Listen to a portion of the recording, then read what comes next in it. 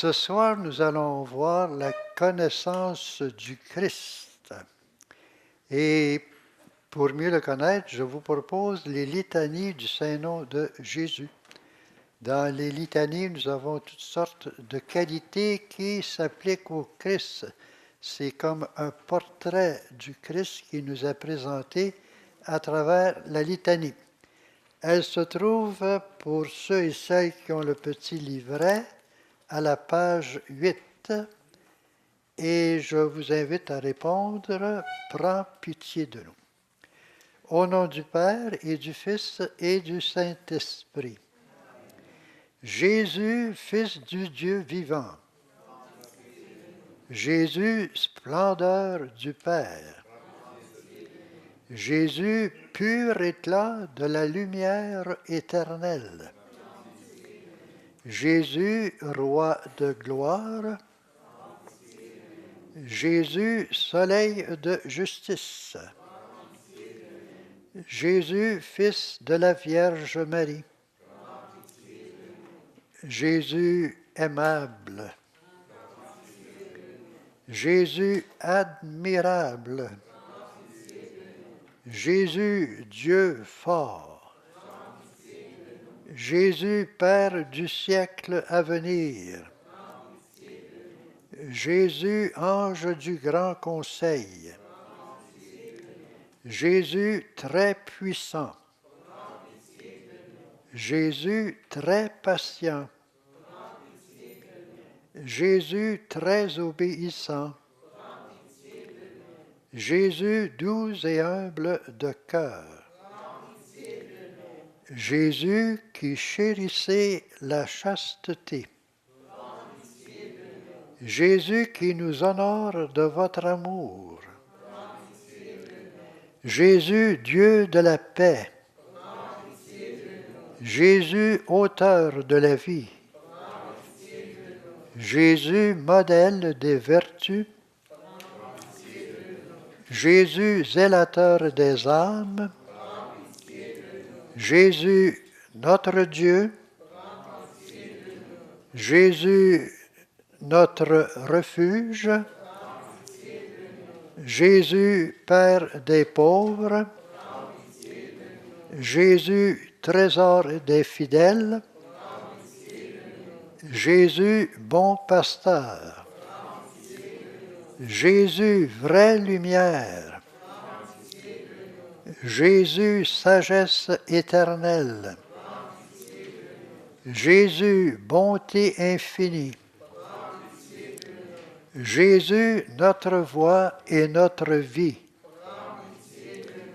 Jésus, joie des anges. Jésus, roi des patriarches. Jésus, maître des apôtres. Jésus, force des martyrs. Jésus, lumière des confesseurs. Jésus, pureté des vierges. Jésus, couronne de tous les saints. Que le nom du Seigneur soit béni maintenant et dans tous les siècles. Amen. Prions le Seigneur. Seigneur Jésus-Christ, qui a dit « Demandez et vous recevrez, cherchez et vous trouverez, frappez et l'on vous ouvrira », nous t'en prions. Fais-nous la grâce de concevoir l'affection de ton amour divin, afin que nous t'aimions de tout notre cœur, en te confessant de bouche et d'action, et que jamais nous ne cessions de te louer, toi qui vis et règnes dans les siècles des siècles. Amen. Le Père de Montfort nous conseille de réciter cette litanie du Saint-Nom de Jésus, surtout lorsqu'il nous propose une semaine sur la connaissance du Christ. Je résume notre session précédente, c'était sur la connaissance de Marie. Et nous avons vu que cette connaissance, eh bien, c'est à la lumière de l'Esprit et c'est surtout à la lumière des évangiles. Alors, nous avons considéré le portrait évangélique de Marie. Nous avons souligné qu'elle est notre sœur en humanité, en plus, évidemment, de ce qu'elle est comme Mère de Dieu, l'Immaculée Conception ou la Toute Sainte, ou encore dans sa glorieuse Assomption. Nous avons considéré le portrait spirituel de Marie avec Montfort, le portrait de Marie dans ses relations avec la Trinité avant, durant et après l'incarnation. Alors ce soir, nous allons approfondir la connaissance du Christ. Je vous propose au départ un texte que je vous ai donné sur un témoignage très percutant du pape Jean-Paul II en ce qui concerne son propre cheminement marial. C'est un texte tiré d'un livre qui s'intitule « N'ayez pas peur ». C'est une des premières biographies écrites du pape Jean-Paul II par un de ses amis, André Frossard. Il était polonais et juif d'origine. C'était un grand ami du pape. Alors, il nous dit ceci. La piété mariale du Saint-Père est connue.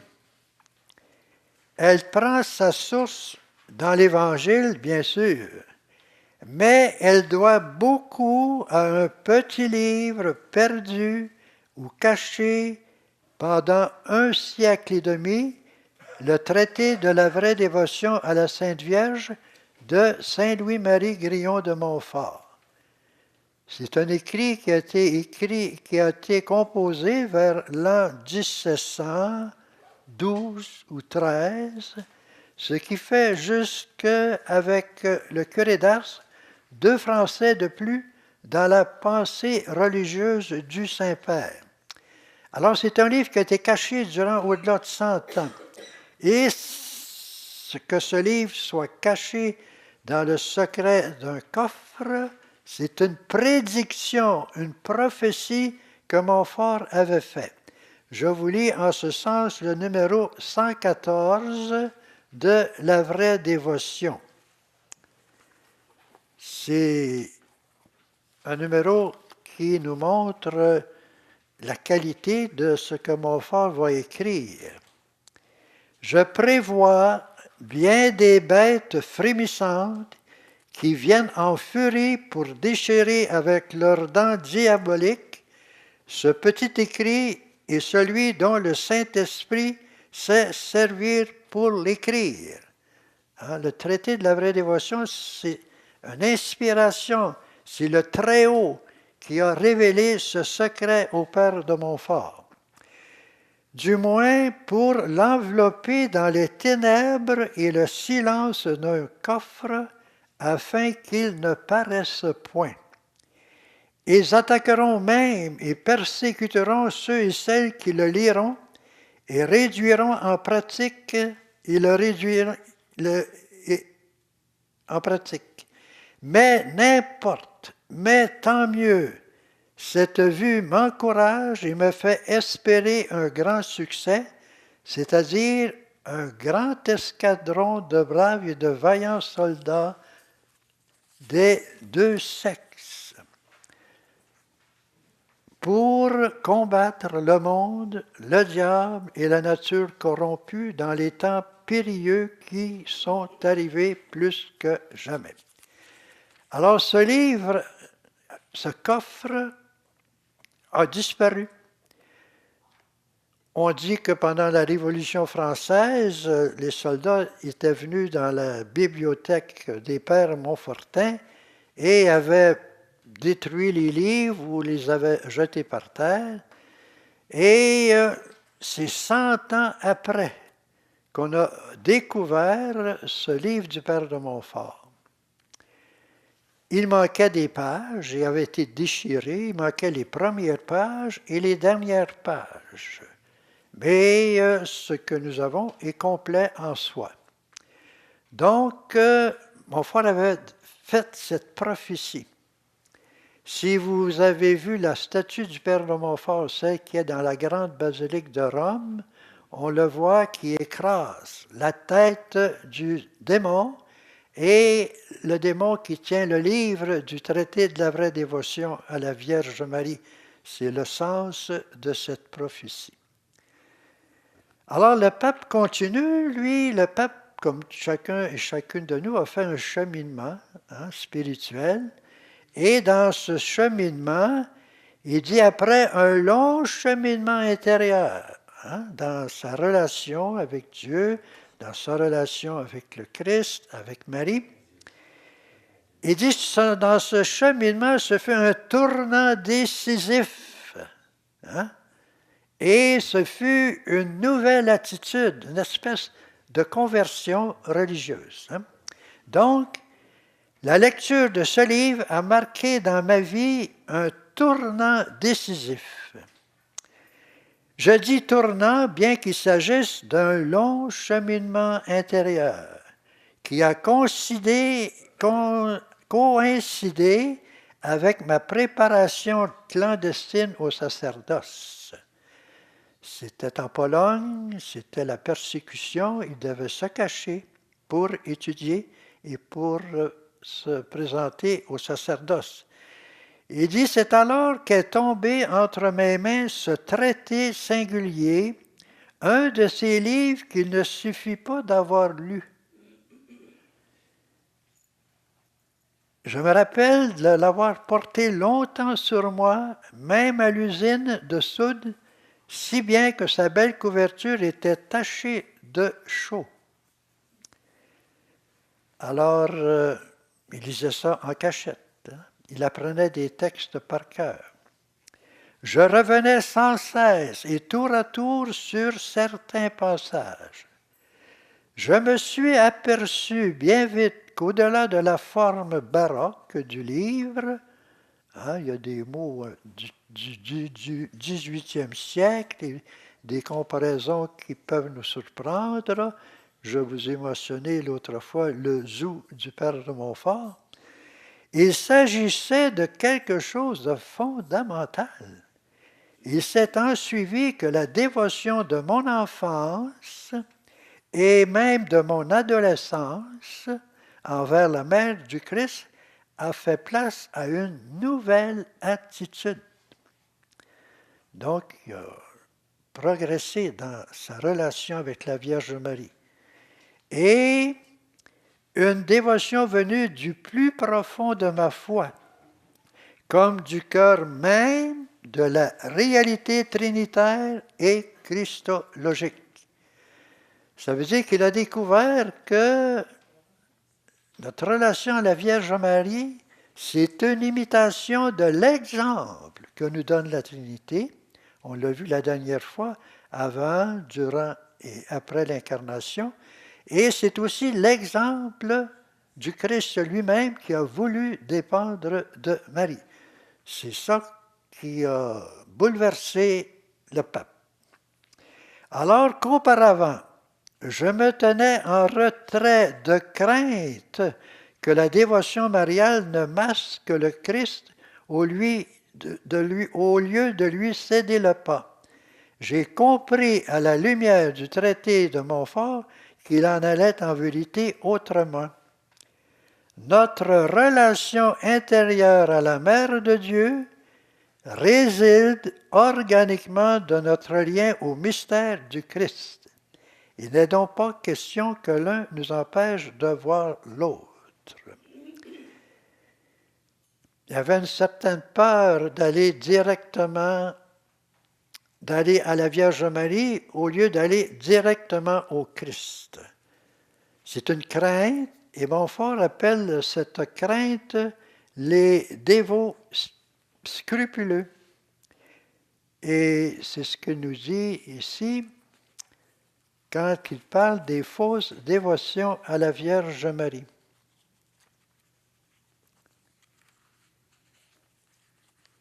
Les dévots scrupuleux sont des gens qui craignent de déshonorer le Fils en honorant la Mère, d'abaisser l'un en élevant l'autre.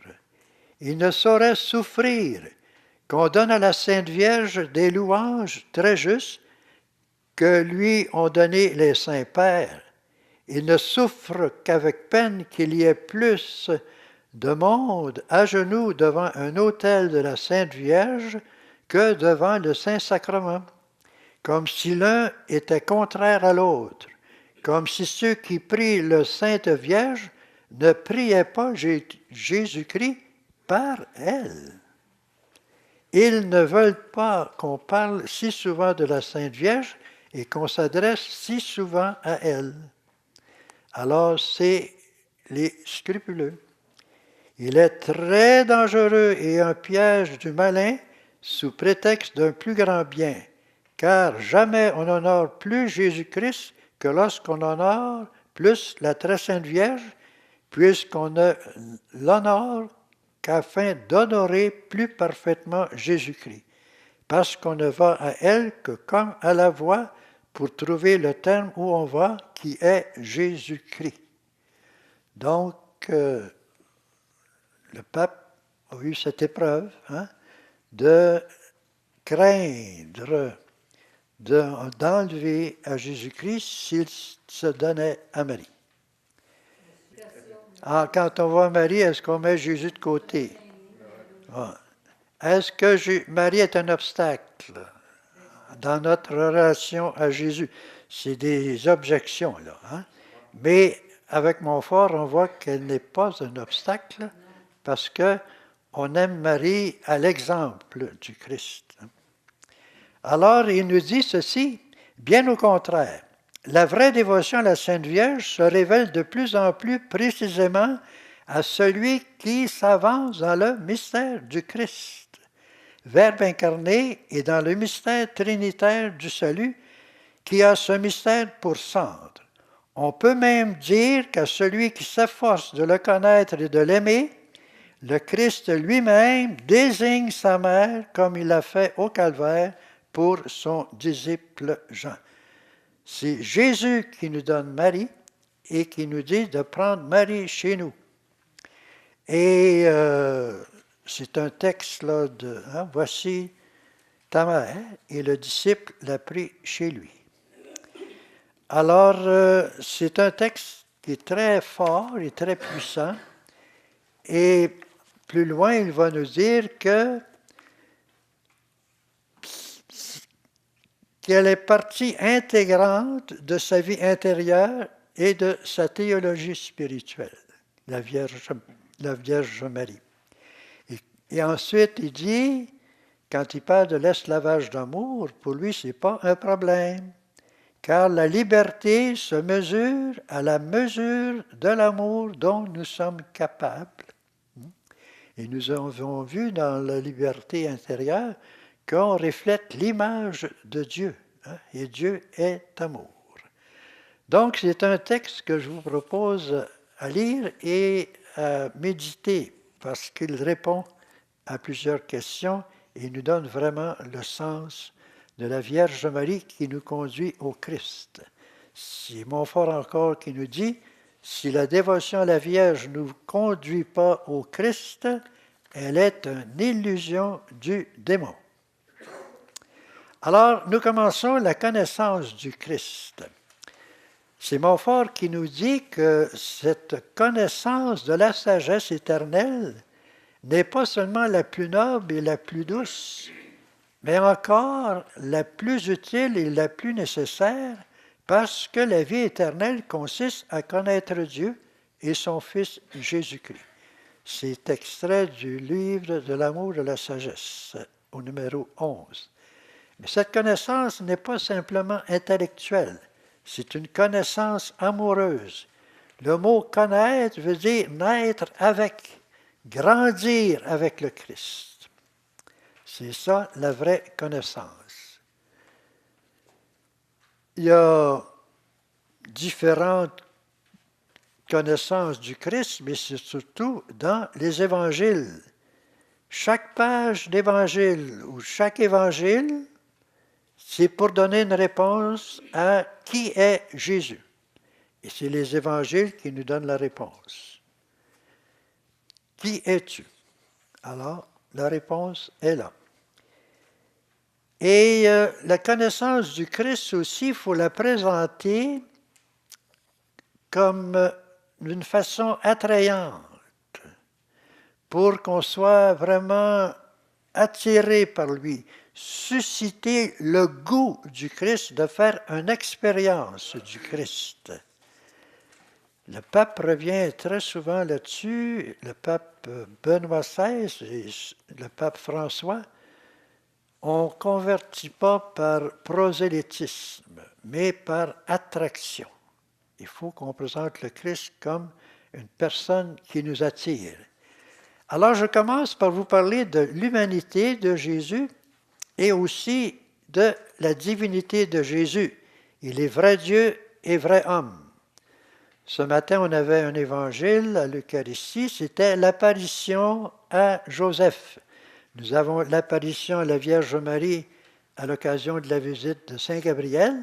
Et là, c'est l'apparition à Joseph par un ange à l'occasion d'un rêve de Joseph.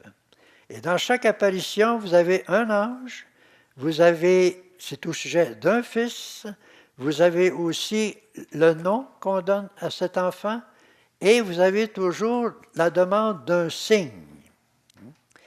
Alors, dans l'Évangile d'aujourd'hui, par deux fois, on fait cette référence que l'enfant dans le sein de Marie est le fruit de l'Esprit Saint.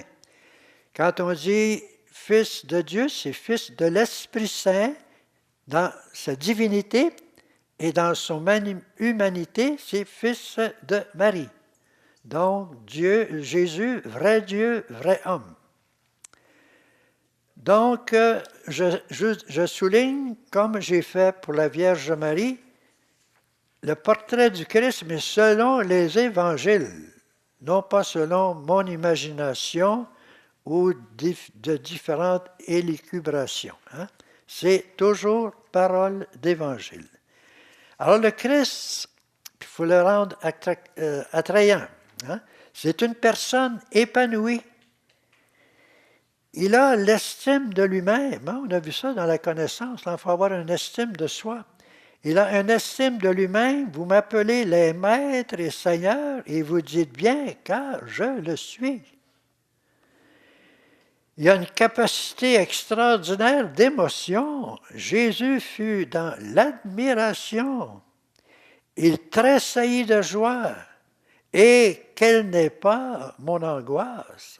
Ce sont des émotions humaines que le Christ a vécues.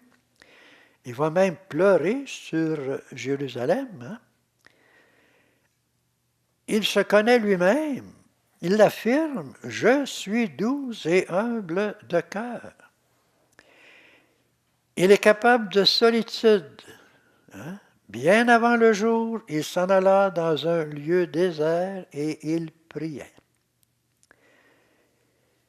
Le Christ aussi, c'est une personne très équilibrée. Il est maître de lui-même.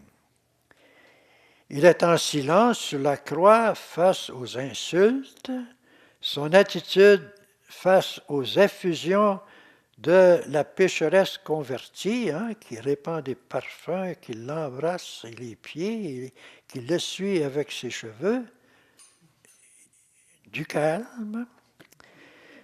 Alors, il est responsable. Ma nourriture est de faire la volonté de celui qui m'a envoyé et de mener son œuvre à bonne fin. Il est capable de répondre à la volonté de Dieu sur lui. Le Christ, c'est aussi une personne engagée. Il n'est pas une statue debout sans rien faire. Il cheminait à travers villes et villages. Il prêchait et annonçait la bonne nouvelle du royaume de Dieu. Je suis le bon pasteur. Le bon pasteur donne sa vie pour ses brebis. et il dénonce les scribes et les pharisiens. Donc, c'est vraiment un engagement pour lui. Ici, votre référence, là, j'ai manqué un petit numéro. Ce n'est pas 1, 36, c'est 13. Il faut ajouter un 3. 13, 36 dans la référence que je vous ai donnée de Matthieu. Le Christ, c'est un homme qui est ouvert aux autres personnes. Il est très, très accueillant à l'égard de tous, sans préjugés. Venez à moi, vous tous qui peinez. Pas de jugement, là, venez. Sa compréhension et son indulgence est remarquable. Là. Moi non plus, je ne te condamne pas. Tu comprendras plus tard, avec ses disciples qui étaient lents à comprendre. Son respect pour les autres, de la liberté de l'autre. Si tu veux, je n'impose rien. Si tu veux, veux-tu guérir? Son exigence, désormais, ne pêche plus. Et sa disponibilité totale. Je suis au milieu de vous comme celui qui sert. Alors, c'est certains aspects du portrait de Jésus, notre frère en humanité.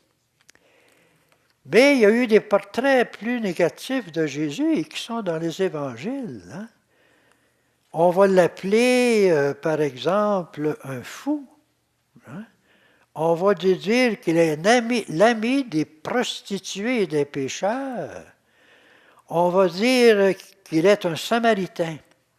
Et un Samaritain, pour un Juif, c'était un ennemi. Il ne fallait pas avoir aucune relation avec eux. Il fallait les combattre. Donc, on accuse Jésus d'être un Samaritain. Et un faux prophète. Et on l'accuse d'être un blasphémateur. Et un séditieux, un possédé. Possédé de Béelzébul, le démon. Ce sont encore des textes que nous trouvons dans les pages d'Évangile. Un portrait négatif, mais le portrait des ennemis de Jésus. Alors, je souligne maintenant le côté divin, la divinité de Jésus. Et là, je vous cite des textes extraits du livre du Père de Montfort qu'on appelle « L'amour de la sagesse éternelle et incarnée ». Et pour Montfort, le Christ, il le considère surtout sous l'aspect de sagesse. Et quand on fait notre consécration, on s'adresse au Christ, sagesse éternelle et incarnée. Vrai Dieu, vrai homme, dans le sein du Père et dans le sein de Marie. Donc, pour Montfort, le Christ, c'est vraiment la sagesse de toute éternité, sagesse éternelle. Alors, la sagesse substantielle et incréée est le Fils de Dieu, la seconde personne de la très sainte Trinité, autrement dit, la sagesse éternelle dans l'éternité et la sagesse dans le temps, Jésus-Christ, sagesse dans le temps. Alors, cette sagesse, c'est une divine beauté. Et là, il y a tout un beau texte là-dessus. Le Christ est lumière, né de la lumière. Si vous avez lu ou médité l'Évangile d'hier, par 3 fois, Jean-Baptiste réfère au Christ lumière. Il dit que je suis venu rendre témoignage à la lumière, mais moi, je ne suis pas la lumière. Et les 4 bougies de l'Avent, quel est le symbole? Elles symbolisent la lumière du Christ. La lumière qui est de plus en plus puissante, de plus en plus rayonnante. On commence par une bougie pour finir avec la 4e, où c'est la plénitude de lumière. Donc, le Christ est lumière, né de la lumière, et on le proclame aussi dans le credo. Mais surtout, le Christ est amour. C'est Dieu qui est amour, pas d'autre chose qu'amour. Si nous le considérons dans ses principes Je dis dans sa source. Hein. Le Christ, la sagesse, n'est que bonté et que douceur. C'est un don de l'amour du Père éternel et un effet de celui du Saint-Esprit. C'est pour ça que Jésus est en même temps vrai Dieu et vrai homme. Elle est donnée par l'amour et formée par l'amour. Elle est donc toute d'amour, ou plutôt l'amour même du Père et du Saint-Esprit.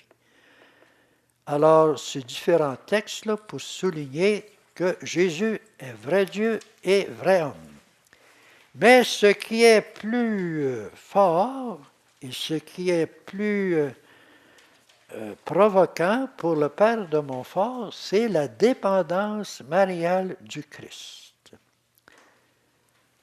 Il dépend de la Vierge Marie dans sa conception et sa gestation durant 9 mois. Voici que tu vas être enceinte, tu enfanteras un fils et tu lui donneras le nom de Jésus. C'est dans le récit de l'Annonciation dans l'Évangile de Saint Luc. Peut-il y avoir dépendance plus grande qu'un enfant dans le sein de sa mère? Il dépend en tout physiquement et même en ce qui concerne la Vierge Marie, c'est par l'opération du Saint-Esprit, il dépend d'elle même psychologiquement. De sorte que Montfort un jour va nous dire, voulez-vous m'expliquer la douceur de Jésus? Expliquez-moi auparavant la douceur de Marie. C'est elle qui l'a appris à être doux et humble de cœur. Sa dépendance dans sa naissance, elle accoucha son fils premier-né, l'emmaillota et le déposa dans une mangeoire. C'est encore un texte d'évangile.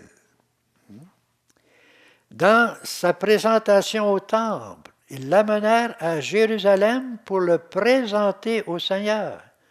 Il est présenté au vieillard Siméon par les mains de Marie. Il dépend de Marie et de Joseph dans son adolescence. Il descendit avec eux pour aller à Nazareth et il leur était soumis. Jésus avait à ce moment-là l'âge de 12 ans. C'est dans sa vie, disons, privée. On ne connaît pas ce qui s'est passé entre l'âge de 12 ans et sa vie publique, peut-être à l'âge d'une trentaine d'années, mais dans sa vie publique, il dépend encore de la Vierge Marie. C'est son intercession de la Vierge aux noces de Cana, ils n'ont plus de vin.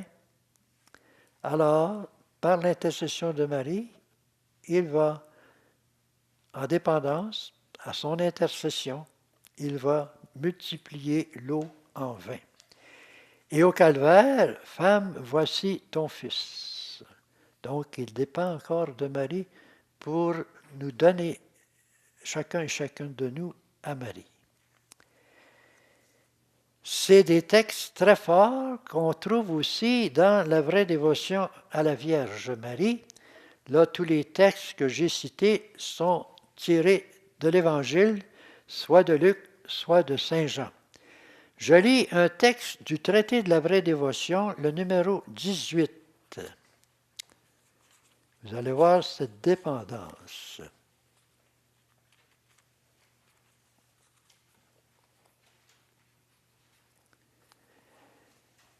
Alors, c'est Montfort qui parle. Dieu le Fils est descendu dans son sein virginal, comme le nouvel Adam dans son paradis terrestre, pour y prendre ses complaisances, pour y opérer en cachette des merveilles de grâce. Ce Dieu fait homme a trouvé sa liberté à se voir emprisonné dans son sein. Il a fait éclater sa force à se laisser porter par cette petite fille. La Vierge Marie devait avoir peut-être 14, 16 ans. On ne sait pas exactement l'âge. Il a trouvé sa gloire et celle de son Père, a caché ses splendeurs à toute créature d'ici-bas pour ne les révéler qu'à Marie.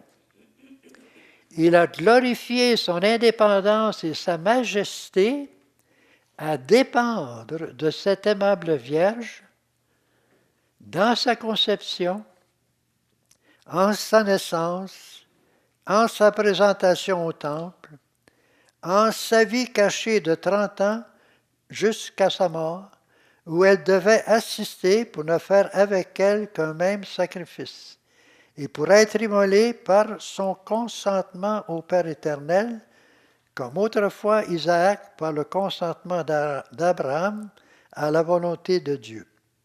C'est elle qui l'a allaité, nourri, entretenu, élevé et sacrifié pour nous. Alors Montfort est tout étonné de cela, il est en admiration. Ô admirable et incompréhensible dépendance d'un Dieu que le Saint-Esprit n'a pu passer sous silence dans l'Évangile. Tous les mystères joyeux sont dans les Évangiles. Si vous enlevez les premières pages de Saint Luc, vous coupez l'Évangile. Vous détruisez l'Évangile. Tous les mystères joyeux, c'est la dépendance du Christ vis-à-vis de sa mère. Alors, le Saint-Esprit n'a pas caché cela dans les Évangiles, quoiqu'il nous ait caché presque toutes les choses admirables que cette sagesse incarnée a faites dans sa vie cachée. Et là, c'est très fort. Pour nous en montrer le prix et la gloire infinie. Jésus-Christ a plus donné de gloire à Dieu son Père par la soumission qu'il a eue à sa mère pendant 30 années, qu'il ne lui en eût donné, c'est fort, là, en convertissant toute la terre par l'opération des plus grandes merveilles. Oh, qu'on glorifie hautement Dieu quand on se soumet pour lui plaire à Marie, à l'exemple de Jésus-Christ, notre unique modèle. Il y a des numéros encore plus forts que cela, au numéro 139 de la vraie dévotion. Il nous donne différentes raisons pourquoi avoir une dévotion à la Vierge Marie. C'est pour imiter l'exemple donné par Jésus-Christ et par Dieu lui-même. Alors, il nous dit ceci, « Ce bon maître n'a pas dédaigné de se renfermer dans le sein de la Sainte Vierge comme un captif et un esclave amoureux, et de lui être soumis et obéissant pendant 30 années. C'est ici, je le répète, que l'esprit humain se perd. » Quand on considère ça, on dit non, c'est pas possible. Là, hein? C'est Dieu qui est dans le sein de Marie. C'est ici, je le répète, que l'esprit humain se perd lorsqu'il fait une sérieuse réflexion à cette conduite de la sagesse incarnée qui n'a pas voulu, quoiqu'elle pût le faire, se donner directement aux hommes, mais par la très sainte Vierge. Il aurait pu venir directement comme un chef, non. Il a voulu se donner à nous par la très sainte Vierge. Il n'a pas voulu non plus venir au monde à l'âge d'un homme parfait, indépendant d'autrui, mais comme un pauvre et petit enfant dépendant des soins et de l'entretien de sa sainte mère. Cette sagesse infinie qui avait un désir immense de glorifier Dieu, son Père, et de sauver les hommes, n'a pas trouvé de moyen plus parfait et plus court pour le faire que de se soumettre en toutes choses à la très sainte Vierge. Non seulement pendant les 8, 10 ou 15 années premières de sa vie comme les autres enfants, mais pendant 30 ans. Et il n'a plus donné de gloire à Dieu son Père pendant tout ce temps de soumission et de dépendance de la très sainte Vierge. Il n'a plus donné de gloire à Dieu qu'il en aurait donné en employant ses 30 ans à faire des prodiges, à prêcher par toute la terre et convertir tous les hommes. Pourquoi? Parce que c'est le moyen que Dieu a choisi, un moyen qui nous dépasse.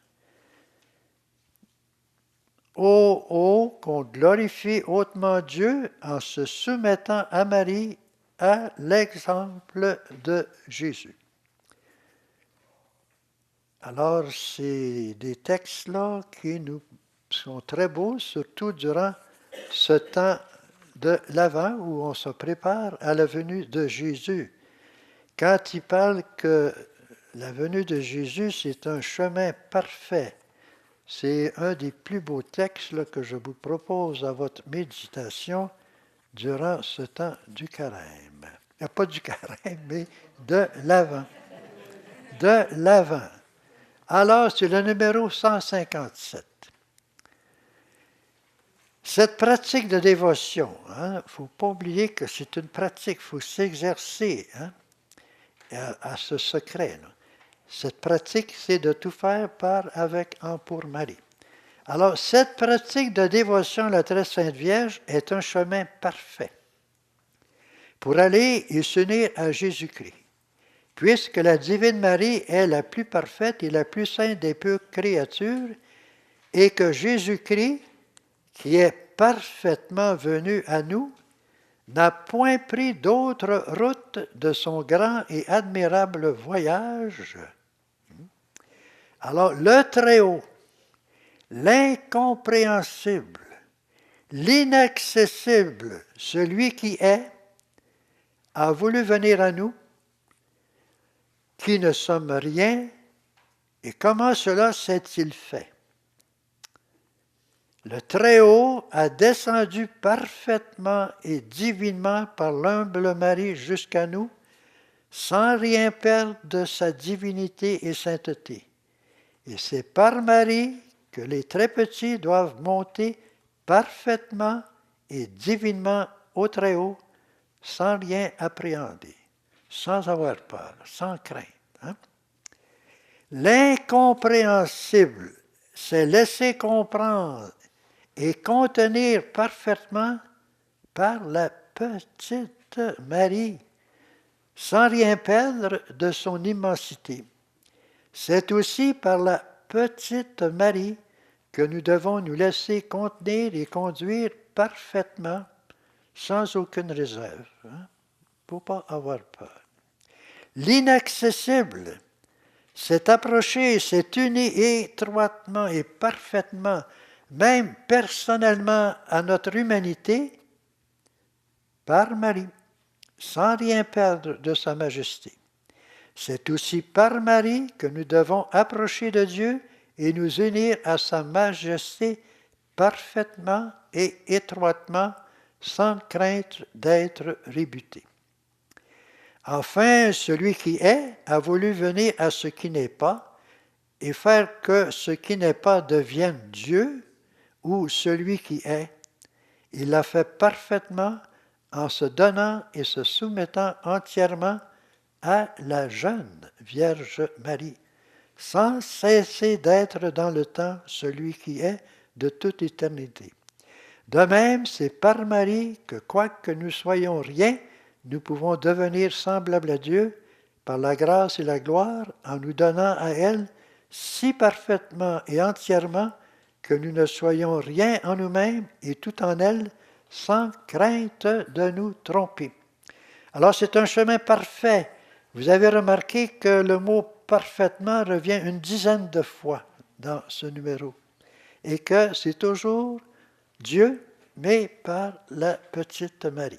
Et c'est l'exemple que nous sommes appelés à suivre si nous voulons suivre l'exemple de la Trinité et de Jésus.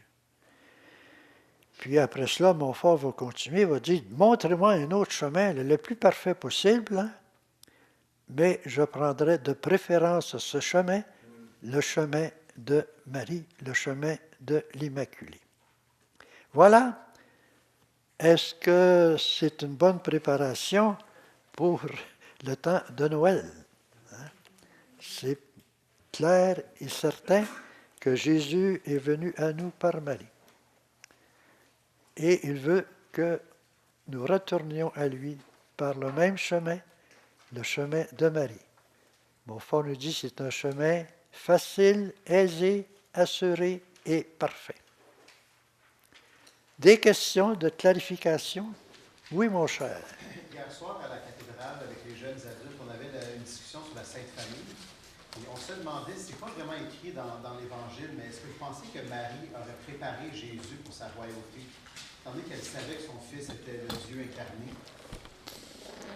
Bien, disons que Marie savait que son Fils était le Dieu incarné. Les exégètes vont te dire, elle a su cette vérité, mais après la résurrection de Jésus, pas avant la résurrection de Jésus. Pour elle, ce qu'elle a incarné, selon les Juifs et la mentalité juive de l'époque, c'était le Messie. Mais un Messie qu'elle aurait aimé qu'il soit fort, vainqueur, mais autrement, au contraire, c'était un Messie crucifié. Scandale pour les Juifs, sagesse pour ceux qui croient.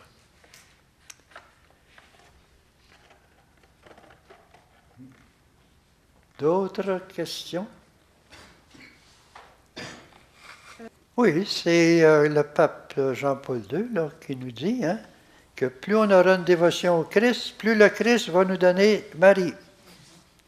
Donc on dit souvent à Jésus par Marie, mais il est très vrai de dire aussi, et peut-être encore plus évangélique, à Marie par Jésus. Les deux sont en complémentarité. En fait, c'est Jésus qui nous donne Marie au pied de la croix. C'est son testament d'amour.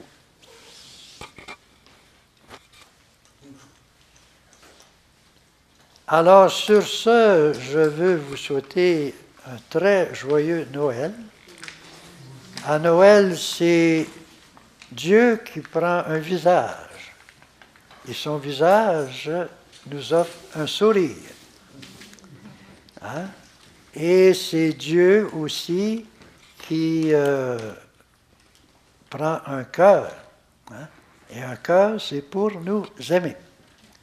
Alors, c'est ce que je vous souhaite, un joyeux Noël et un Noël de paix, d'amour et de joie.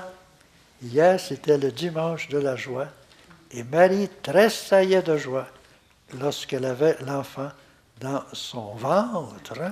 C'était Jésus, elle avait dans son ventre Dieu lui-même. C'est fort, physiquement. Alors, comme Montfort, c'est là que l'esprit humain se perd, lorsqu'on fait une sérieuse considération à ce mystère. Alors, bonne et sainte et heureuse année 2018. Alors, on se revoit le 8 janvier 2018 pour la continuation de notre préparation pour se donner au Christ par la Vierge Marie. Merci.